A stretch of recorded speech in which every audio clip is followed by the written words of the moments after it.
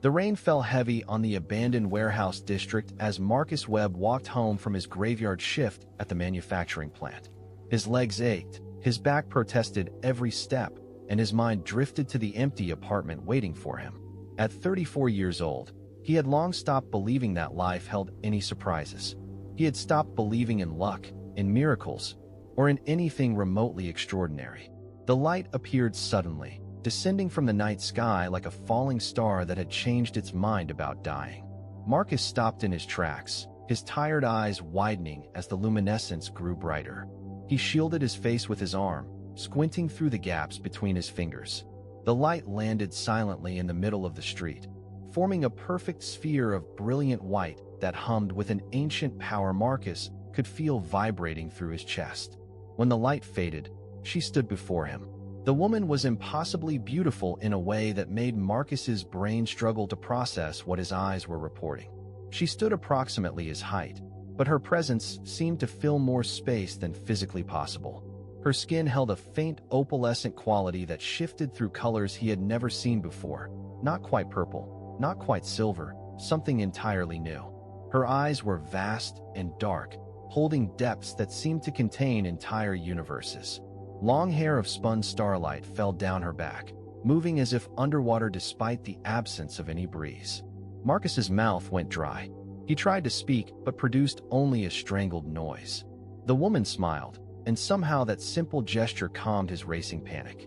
When she spoke, her voice seemed to come from multiple directions at once, layered and resonant like a symphony playing in harmonic frequencies.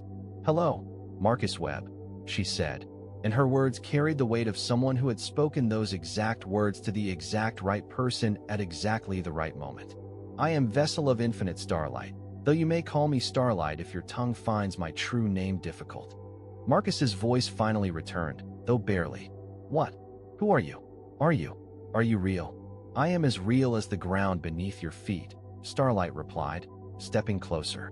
"I have traveled across the vast darkness between worlds to meet you.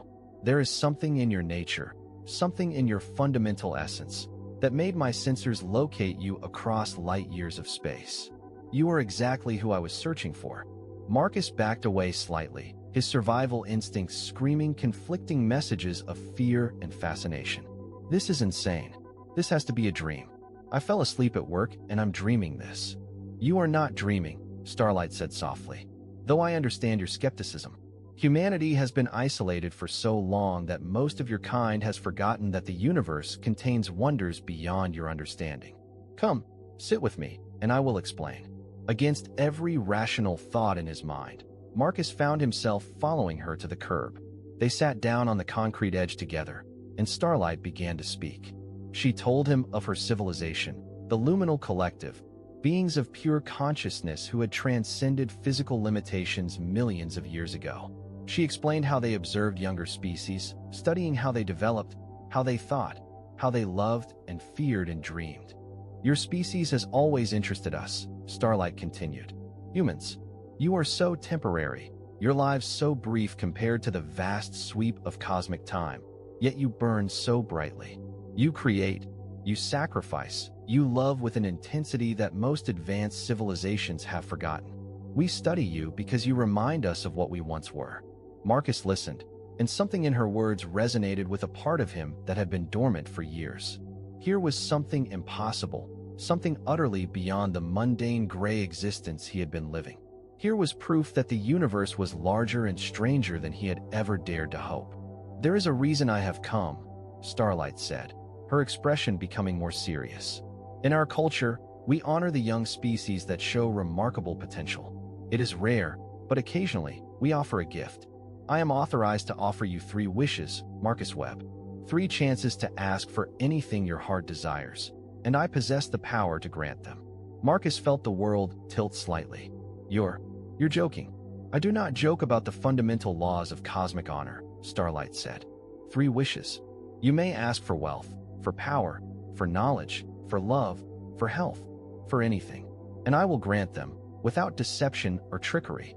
My word is binding across all dimensions and all possible futures." "There has to be a catch," Marcus said, his natural skepticism reasserting itself. "No one just gives away wishes. There's always a catch. Perhaps you are wiser than I gave your species credit for, Starlight acknowledged. There are limitations. Your wishes cannot directly harm other humans, nor can they force the will of another person. You cannot wish for more wishes, nor can you create physical laws that violate the universe's fundamental properties. Beyond that, you are free to ask for what you will. Marcus's mind raced. His entire life had been a series of small disappointments and quiet desperation. Now, sitting here on a dirty street next to an alien goddess, he held the power to change everything. He could wish for money, for success, for health, for love. He could alter the entire trajectory of his existence. But something nagged at him, a question that emerged from somewhere deep in his chest. Before he could analyze it further, he spoke.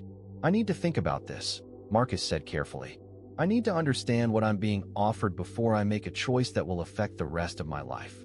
Starlight nodded slowly, a look of something that might have been approval crossing her luminous features. "This pleases me. Not all humans think before they wish. When you are ready, simply think of me, and I will hear you. Then, speak your first wish, and the universe will reshape itself to accommodate your desire." With that, she stood, and the light began to gather around her once more. "Wait," Marcus called out. "How long do I have to decide?" "Time is only relevant to those who fear it," Starlight said, smiling again. "Take all the time you need." And then she was gone, the light ascending back into the night sky and disappearing among the stars. Marcus sat alone on the curb, his heart hammering, suddenly uncertain whether any of it had actually happened at all. 3 days passed. Marcus lived those 72 hours in a state of strange suspension, moving through his life like an actor playing a character named Marcus Webb. He went to work at the factory, performed his duties with mechanical efficiency, and returned to his apartment to sit alone with his thoughts. His co-workers noticed something different about him, though none could quite articulate what. There was a quality in his eyes, as if he was looking at the world for the first time and seeing something no one else could perceive.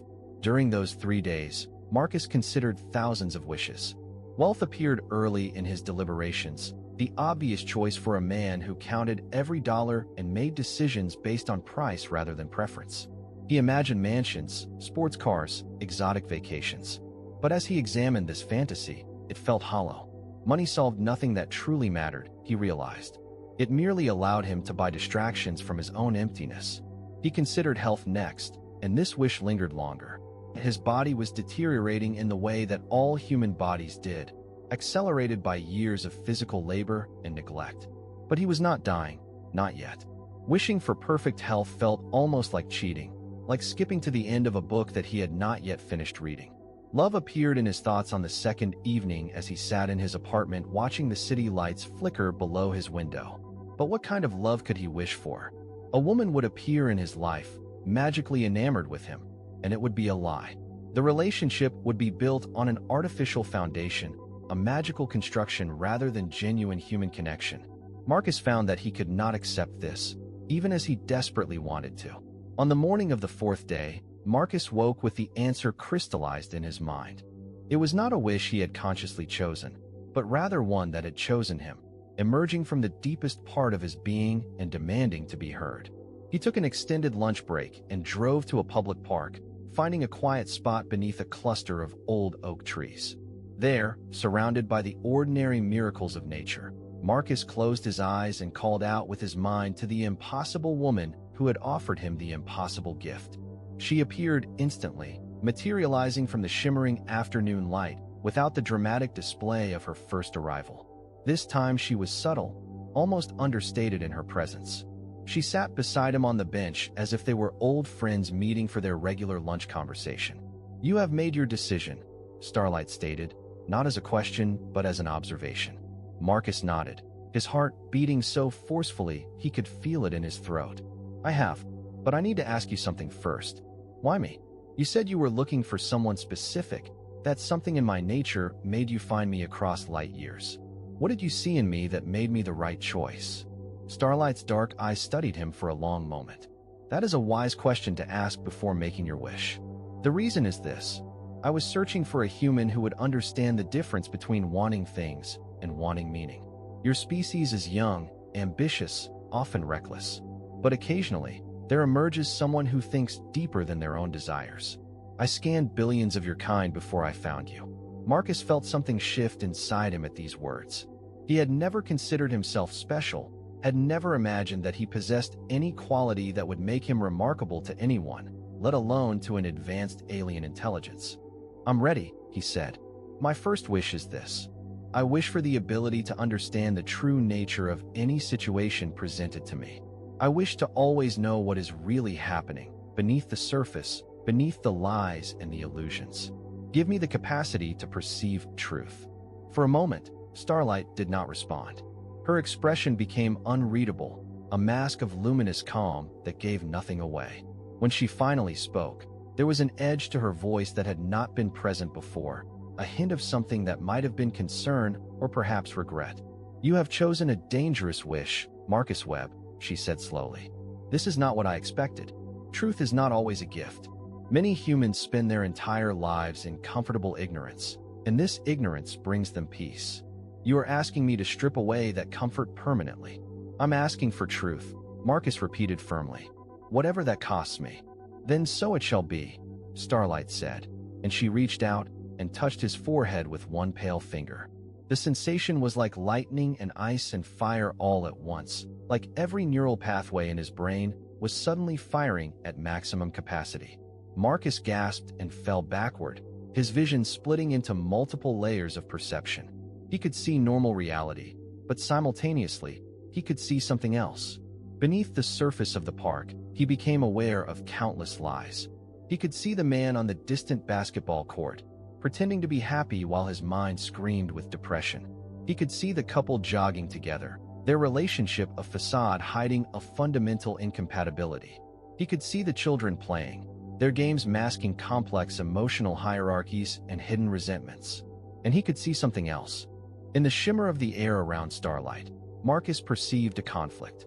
There was something wrong, something hidden in her very presence. Beneath her stated purpose of offering wishes as a gift was another intention, a darker motivation that writhed beneath the surface of her calm demeanor. She was not simply offering him wishes out of benevolence. She was conducting an experiment, perhaps a test, perhaps something even more sinister. Marcus gasped, pulling away from her touch, his newly enhanced perception flooding him with unwanted information about the woman beside him. He had wished for truth, and the universe had granted it. But the truth was far more complicated and disturbing than he had anticipated. What have you done to me? He whispered. I have given you what you asked for, Starlight said. But now Marcus could see the uncertainty in her, the conflict raging beneath her beautiful exterior. The question now becomes, what will you do with what you have learned? The days following the wish were the most harrowing of Marcus's life. His newfound ability to perceive truth did not manifest as some clean, organized flow of information. Instead, it was a cacophony of hidden intentions, suppressed emotions, and carefully constructed deceptions that surrounded him every moment of every day. Walking through the factory became an exercise in psychological torment. He could see his supervisor's resentment toward management, the desperation of his co-workers clinging to jobs they hated, the groundless superiority that middle management felt toward the floor workers. But worse, he could see within himself, and what he perceived there was equally disturbing. For 34 years, Marcus had constructed a self-image as a humble, unremarkable man. But his newfound perception revealed something different. He could see the anger he had been suppressing, the contempt he held for people he considered less intelligent than himself, the ways he had convinced himself that his failures were not his responsibility. The truth was not a comfortable place to live. On the 6th day after the wish, Marcus called in sick to work. He could not face the overwhelming barrage of hidden realities that surrounded him in that place. Instead, he sat in his apartment and tried to reach Starlight again. He closed his eyes, called out with his mind, and waited. An hour passed. 2 hours. She did not appear. Fear began to claw at his chest. What if she abandoned him now, leaving him with a gift that was rapidly becoming a curse? What if there was no way to reverse what she had done? These thoughts spiraled in his mind until he felt physically ill. That evening, as darkness fell across the city, a knock came at his door. Marcus was not expecting visitors. In fact, he had no visitors. His isolation was profound and deliberate, a barrier he had built across decades. Confused, He opened the door. Two people stood in the hallway.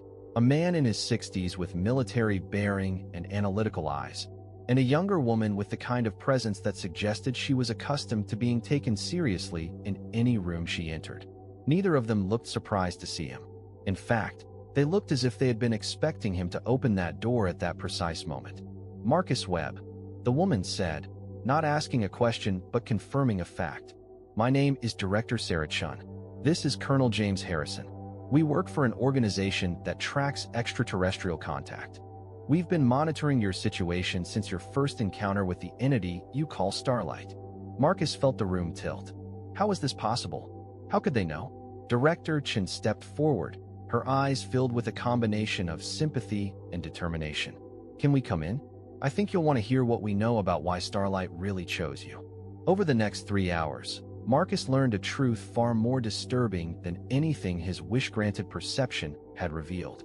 The organization that Chun and Harrison represented had been tracking Starlight and others of her kind for decades.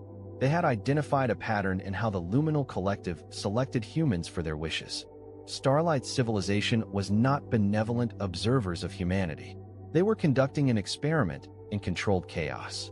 Each person selected for wishes was chosen not because they showed potential or wisdom, but because they possessed some quality that made them likely to cause significant disruption. "They're watching to see what happens when you use your wishes," Colonel Harrison explained, his voice harsh with controlled anger. "They want to understand how humans respond when given power. Some of you destroy yourselves. Some of you destroy others.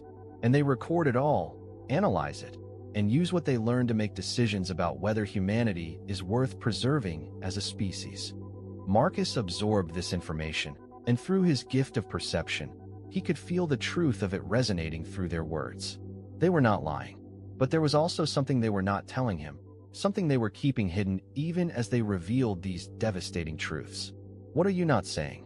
Marcus asked, locking eyes with Director Chun. She hesitated, glancing at Colonel Harrison before responding. "We need your help. We have 17 other humans currently in possession of wishes from Starlight and her kind. We don't know what they'll wish for. We need someone who can perceive the hidden intentions of the aliens, someone who can help us understand what's really happening. Your ability makes you invaluable." "You want to use me?" Marcus said flatly. "Yes," Chun answered with admirable honesty. "But we also want to protect you. And if we're being completely transparent, we want to protect humanity. These entities are playing with fire, and if we don't understand their true intentions, we could all burn." Marcus turned away from them, walking to his window and looking out at the city lights. Through his enhanced perception, he could see the truth of their words and the truth of their motivations. They were genuinely concerned about humanity's future, but they also saw him as a tool, a weapon that could be deployed against forces they did not fully understand. The question before him was whether his own goals aligned with theirs. Before he could respond, his apartment flooded with the familiar shimmer of light. Starlight materialized in the center of his living room, and for the first time, Marcus could see her true nature without any of the beautifying illusions. She was older than he had realized, filled with a weariness that came from existing across too many centuries. And she was angry. "You have triggered a cascade," Starlight said, her voice no longer musical but harsh with disapproval. "The organization that has just visited you was not supposed to interfere with the experiment. By revealing their existence to you, they have contaminated the study. Your wishes are now meaningless. Your ability to perceive truth has created more problems than it solved." "Then take it back," Marcus demanded. "Remove the gift." "I cannot," Starlight said, and he could perceive the frustration beneath her words. "The wish has been granted and cannot be undone. But I can do this." She raised her hand, and Marcus felt something shift in the cosmic order around him. The two government agents suddenly became invisible to Starlight, as if they no longer existed in her perception. But Marcus could still see them. They could still move, still exist, but to the alien entity, they had ceased to matter. "You now have a choice," Starlight continued, addressing only Marcus. "Remain with them and watch as your species stumbles blindly toward catastrophe. Or use your remaining 2 wishes to help me complete what I began. The experiment continues, Marcus Webb, and you are still a vital part of it." Starlight waited, her dark eyes boring into his. and Marcus realized with sudden clarity that nothing in his life would ever be simple again. Marcus stood in the silence that followed Starlight's ultimatum, feeling the weight of a decision that would ripple across not just his own life, but potentially the future of his entire species. The invisible agents of Director Chun and Colonel Harrison were present but powerless, watching through their own eyes as events unfolded beyond their ability to influence. Through his enhanced perception, Marcus could feel their frustration like a tangible force, their desperate need to act constrained by forces they could not perceive or combat. He thought about the path that had brought him to this moment. A lonely man working a meaningless job, suddenly given the power to perceive the hidden nature of reality. He thought about what he had learned, that lies were the comfortable bedrock of human civilization, that almost everyone around him was presenting a carefully constructed facade to hide their true selves. He thought about the fact that despite all those lies, humans still loved, still sacrificed, still reached towards something greater than themselves. And he thought about what Starlight had told him on the day they met. Humans burned brightly because their lives were brief. They created meaning from the face that everything was temporary and fragile. That was the source of human power, and also the source of its fragility. Before I answer, Marcus said carefully, I want to know something. Not as someone who will decide based on your response, but simply because I want to understand. What happens to the 17 other humans in the experiment if I refuse to help you? What's your contingency plan? Starlight's expression did not change, but Marcus perceived the flicker of something beneath her calm exterior. Surprise, perhaps, that he was asking questions rather than choosing a side. There is no contingency plan, she said finally. We have 7 billion humans to choose from if this experiment fails. 17 is an insignificant loss. The casual cruelty of that statement hung in the air, and Marcus understood in that moment a fundamental truth about advanced civilizations. They did not become advanced by developing empathy. They became advanced by becoming efficient, and efficiency required the ability to sacrifice the insignificant for the continuation of the greater whole. Director Chun, Marcus said aloud, even though the agent could not respond. Colonel Harrison, I know you can hear me. Here's what I'm going to do. He turned to face Starlight directly. I'm using my second wish now. I wish for all 17 humans currently in possession of wishes from your civilization to be made aware of the true nature of what's happening to them. I wish for them to understand that they are part of an experiment and that the choices they make will be recorded and analyzed. And I wish for that awareness to be granted in a way that cannot be reversed or hidden or obscured. Starlight's form became almost translucent with what Marcus perceived as rage. You waste a wish on transparency? On information that will only slow the experiment further? I do, Marcus confirmed. Because whatever else is true, whatever grand designs your civilization has for mine, we deserve to know what's being done to us. We deserve to understand the full scope of what we're choosing. That's what makes us human. Not that we always make the right choice, but that we deserve the chance to make an informed choice. The air around Starlight crackled with energy, and across the city, 16 other humans suddenly experienced a moment of crystalline clarity. They understood, in a way that could not be denied or ignored, that their wishes were not gifts but experiments. The reactions varied. Some felt betrayed. Some felt honored to be chosen. Some experienced only numbness. But none of them would be able to pretend anymore that they did not understand the true nature of their situation. You have made an enemy of my entire civilization, Starlight said coldly.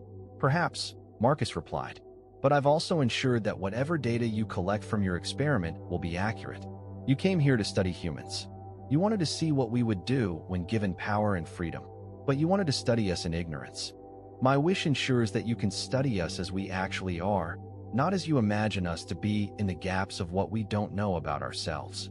He turned to address the invisible agents again. And for Director Chun and Colonel Harrison, if you're monitoring this, here's what you should know. Starlight species has decided that we are insignificant. They see us as interesting in the way a scientist might be interested in bacteria. Our species will never beat them in a conflict. We cannot outthink them or outmaneuver them in any conventional sense. But we have something they don't. We have the capacity to care about individuals. We have the ability to find meaning in temporary things. We have hope, and hope is a force they stopped understanding millennia ago. Starlight watched him with unreadable eyes, but Marcus perceived the shift in her perspective. She was reassessing him, reconsidering her earlier judgments. Perhaps she was finally seeing what had made him worth finding in the first place. "You have one wish remaining," Starlight said. "Choose carefully, Marcus Webb.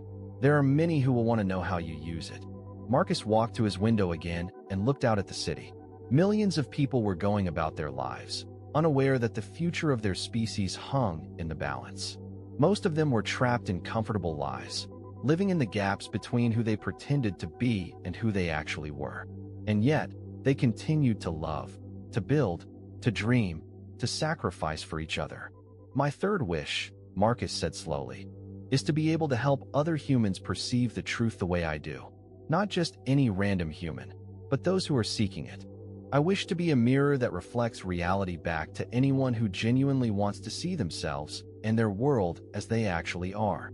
"That is a generous wish," Starlight observed, "and a foolish one. Most of your kind will suffer terribly if given access to such clarity." "Perhaps," Marcus acknowledged, "but that's not my decision to make for them.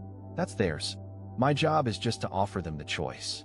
The shimmer of light surrounded him again, and this time it was gentler, less violent in its application.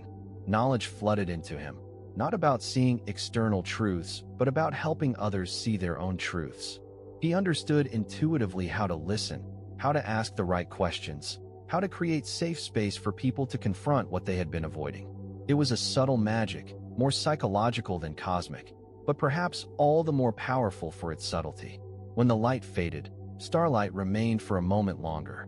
In that moment, Marcus perceived something he had not expected. Beneath her alien nature, beneath her centuries of existence and superior intellect, there was loneliness. She had been watching humanity for so long, trying to understand something she had lost the capacity to experience directly. And perhaps Marcus's choices, his very human insistence on transparency and individual worth, had reminded her of what that capacity had felt like. "Your species may yet surprise us," she said finally. And then she was gone, ascending back into the sky, leaving Marcus standing in his small apartment with his visions of a transformed world and the infinite responsibility of two remaining wishes to be earned through wisdom rather than granted through whim. Director Chun and Colonel Harrison became visible again, stumbling forward as if they had suddenly returned to the world of the living. Colonel Harrison reached for his sidearm, but Chun held up her hand, understanding something in Marcus's expression that suggested weapons would be useless against whatever he had become. "What now?" Chun asked. Marcus turned to face her fully, and she could see the difference in his eyes. There was a depth there that had not existed before, a kind of sad wisdom that comes only from truly seeing the world as it is. "Now," Marcus said, "we try to save our species, not by fighting an unwinnable war against beings far more advanced than we are, but by becoming worthy of their respect, by becoming the thing that first made them curious about us in the first place, by remembering that our brevity is not our weakness, but our strength." And as Director Chun left his apartment to report to her superiors, Marcus realized that the real work was only just beginning. The experiment that Starlight had initiated would continue, but now the humans would do it with open eyes. The outcome, for the first time, truly remained unknown.